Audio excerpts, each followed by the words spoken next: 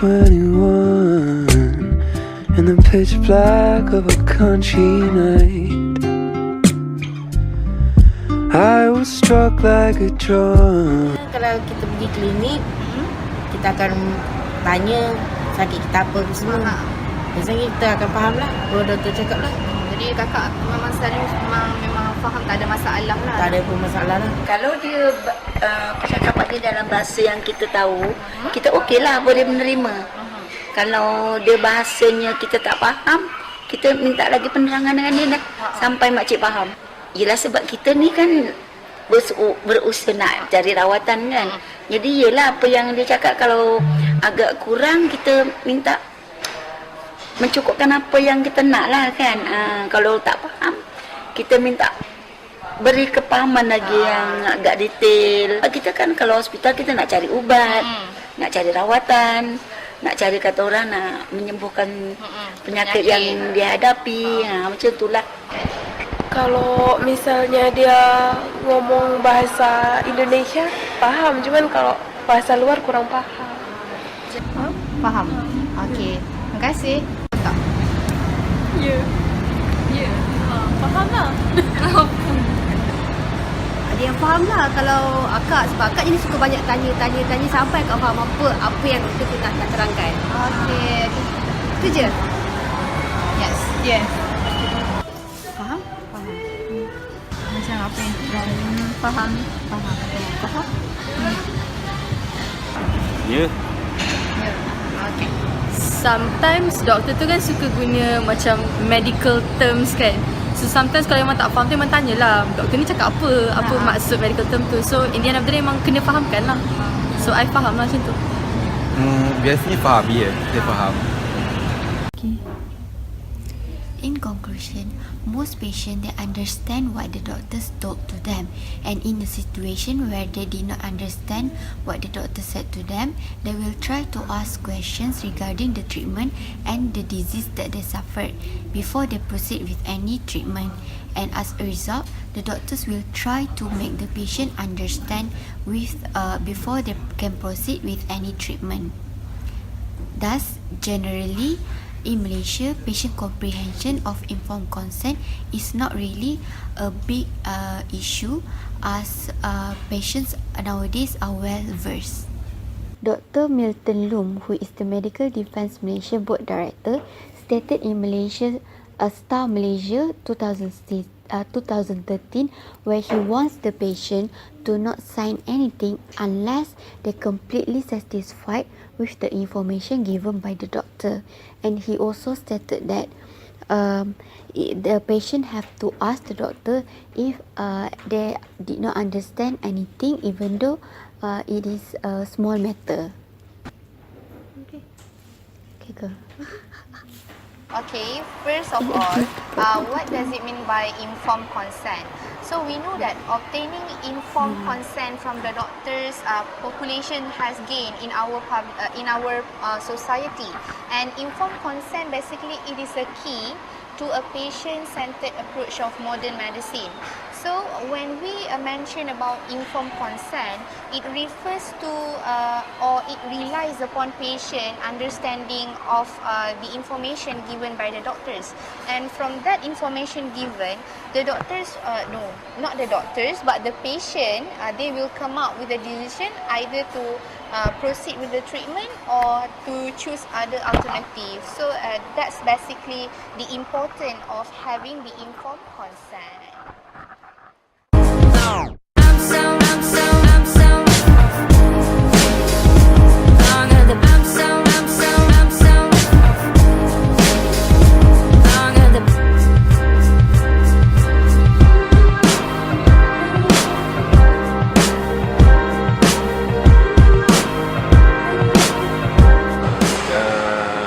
Consent bukan masalah besar sebab kita pun ada form.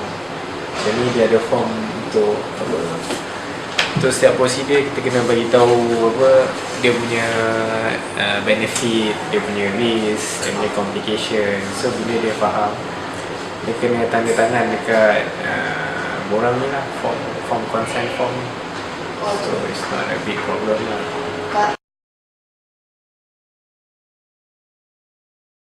Ada, in case dia tak faham, dia kena pakai interpreter lah. Oh, Macam orang Cina, dia kena ada interpreter bahasa Cina. Baru lepas dia faham, baru dia sign. Okay. Kalau dia dengan Abang Amin, dia kena cakap bahasa Melayu atau English lah. Kalau in case macam saya tak boleh bagi dia faham, kena panggil doktor lain lah yang dia cakap bahasa Cina. Tak pun pakai perantara lah, dia punya family member dia yang boleh cakap bahasa Melayu atau bahasa Inggeris lah.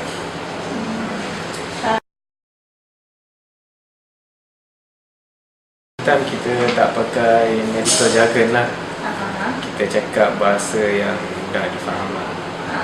And then kalau dia tak faham, kita boleh explain dengan lebih jelas lah apa maksud medical jargon.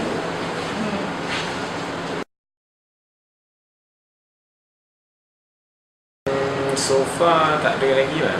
Tak ada lagi.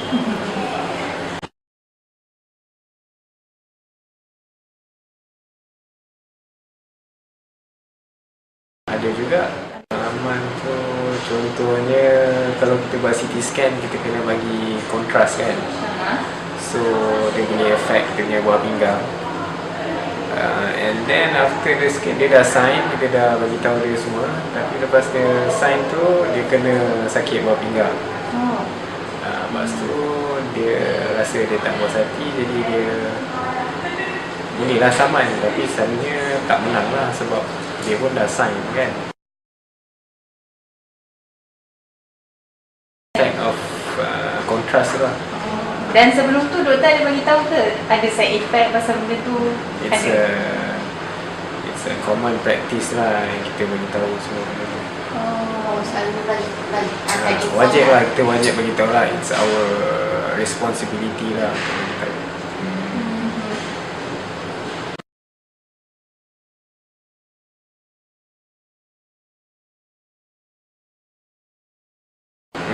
Tak lah, kita tak praktis benda tu lah. Kalau dia tak nak, itu hak dia. Itu pun kita ada juga few case yang patient tak nak kontras, jadi kita tak proceed lah.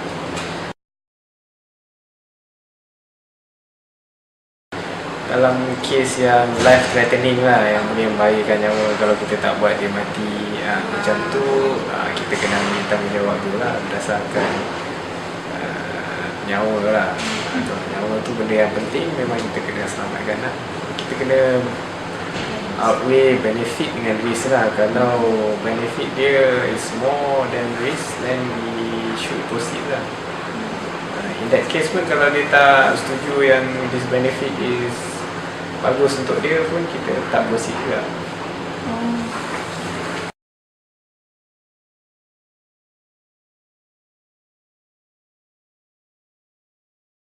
Itu pun hak dia juga. Jadi doktor cakap biar je lah, tak boleh nak proceed. Biar, biar.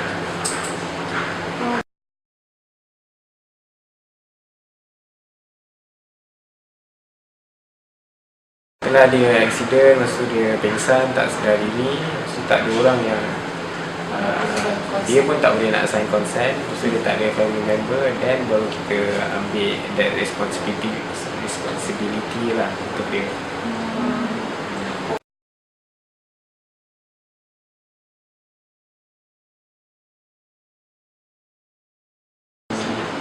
Contohnya katalah kita buat cesarean section kan, lepas tu berlaku pendarahan yang teruk, lepas tu kita terpaksa buang dia punya rahim lah nak selamatkan nyawa dia. In that sense, kita tak ada tanya family member lah, sebab itu kan dah melibatkan nyawa. So teruskan dia.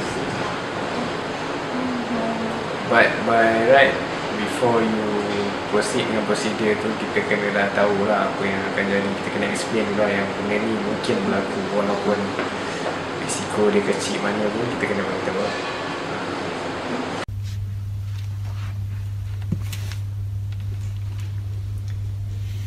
In the case of Norizan and Dr. Arthur Samuel, okay, in that case, the plaintiff, after she had been delivered to the 5th child, and then she found out that she was pregnant again, and due to that reason, she requested to the defendant to terminate her pregnancy as well as to insert the contraceptive device.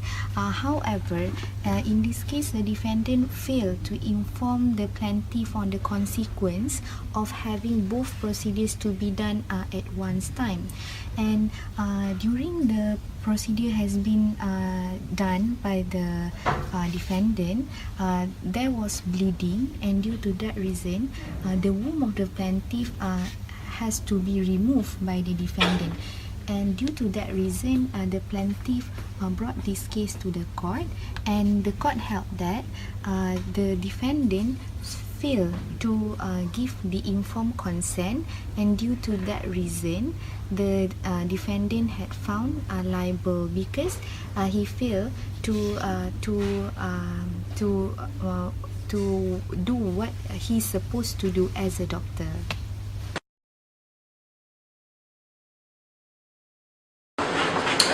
Kita bagi tahu benda yang rasa relevan mungkin lah. Kalau dia tak tanya pun kita bagi tahu juga. Benda yang common, yang selalu berlaku kita bagi tahu lah. Benda yang jarang-jarang berlaku pun kita bagi tahu, tapi tak semua lah, sebab ni kan makan masa kan kalau nak bagi tahu semua. Benda yang jarang berlaku bagi tahu pun makan masa lah. Kalau doktor tak beritahu, itu salah dia lah. Yang dia berhak disaman lah. Sebab tak beritahu. Tapi itu risiko dia sangat kecil, like 2% je. Itu pun kena beritahu. Kena beritahu. Kena beritahu. Jadi sekecil mana risiko yang tidak perlu dia beritahu? Macam mana? Benda yang tak melibatkan permanent damage to patient lah. Setakat sakit ke, gatal-gatal sikit ke. Kalau doktor tu tak beritahu in the first place, tu salah doktor. Salah doktor juga.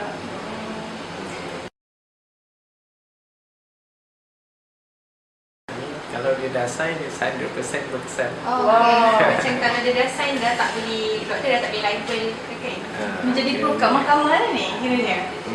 Kiranya kalau dah sign, kalau ada negligence daripada pihak doktor saja yang patient boleh saman kan? Bukan sebab macam jadi tak tahu kan? Relatif punya. Kalau patient tak boleh sign, consent by relative. In Gurmeet Kaur, the patient was asked to sign a consent form, but she actually did not understand the content of the consent form. She thought that the consent form was actually to remove her fibroid, but actually it was to remove her uterus. Plaintiff was awarded Rm 120,000 for loss of uterus, inability to conceive, injury, pain and suffering. Dah.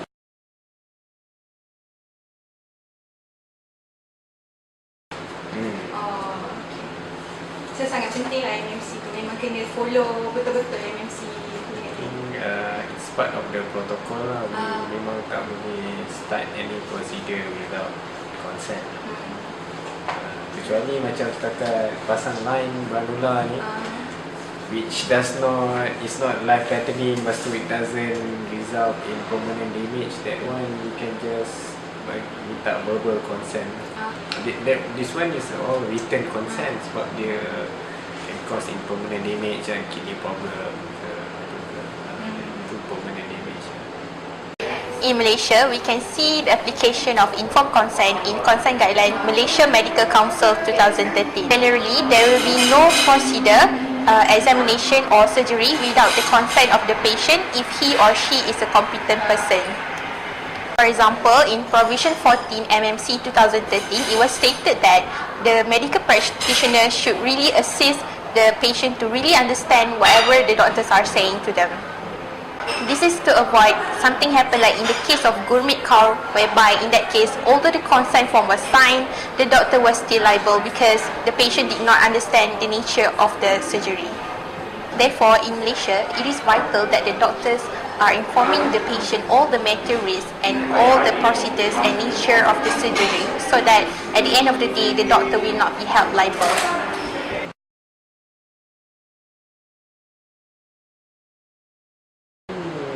Written consent yang penting lah. verbal consent ni untuk benda-benda yang kecil lah, minor procedure saja. Macam ambil darah, macam tu je. Okay? Alright. Alright, sama-sama. Sorry lah tunggu lama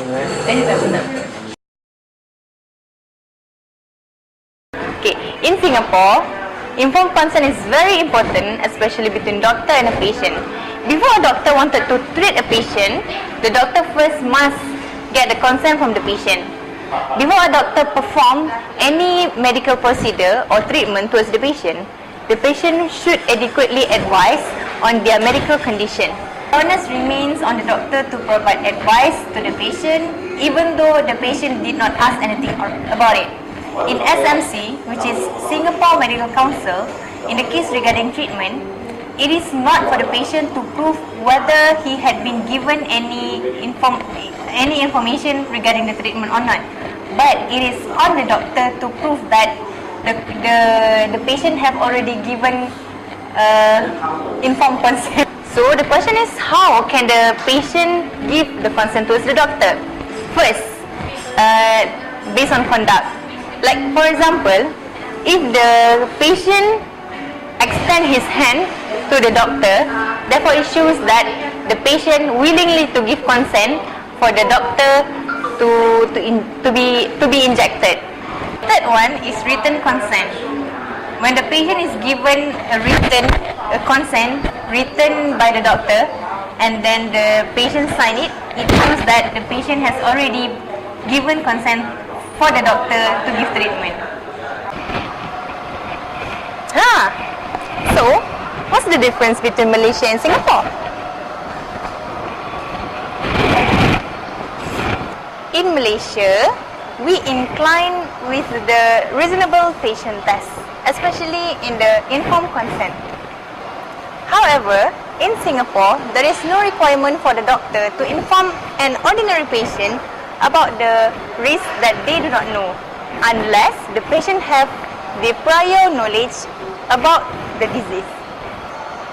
Therefore, we can see that the difference between in Malaysia and Singapore, in Singapore, the doctor will only inform the patient who has the knowledge prior to the treatment.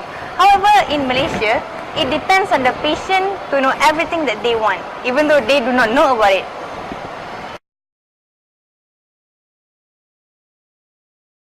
In Japan, they don't really practice informed consent. The reason is because it is affected by their culture. Firstly, is tacit understanding or telepathy. This has been practice of the Japanese culture for so many years. This means that they want other people to understand what in their mind without their being told to anyone. Secondly, is cultural relativism. In Japanese, when they make the decision, they don't really make a decision for themselves. They believe that a person does not exist as an individual, but exists as a member of the family, community, and the society. Third is interdependence. The Japanese tend to expect others to consider what they need. As a result, the patient wants the medical practitioner to make a decision on their behalf. However, the patient still have the rights to take action against the medical practitioner when things go wrong. Thus, the nature of informed consent in Japanese culture has changed and lost its fundamental goals in respecting the patient autonomy.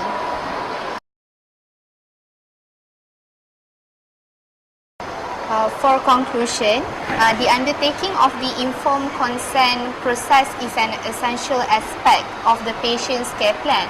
Okay, why is it so important? Okay, this is not just to ensure that the best care is provided to the patient, but also because without consent, then the doctors and other healthcare and professionals they might be charged for battery or even negligence if they fail to give a full one for the possible risk for the patient. And in Malaysia, for example, we don't have to worry about this since we do have our own guidelines, and even the doctors, they will ensure that they follow the guidelines given, like for example in our MMC. And even in the hospital, they do have their own form. So when the patient was given information about the possible risks that might occur from that particular treatment, and once they understand what will happen to them later on, then they will put their sign, and based on that consent, it will indicate that the patient really understand the risk. Okay, that's all from me.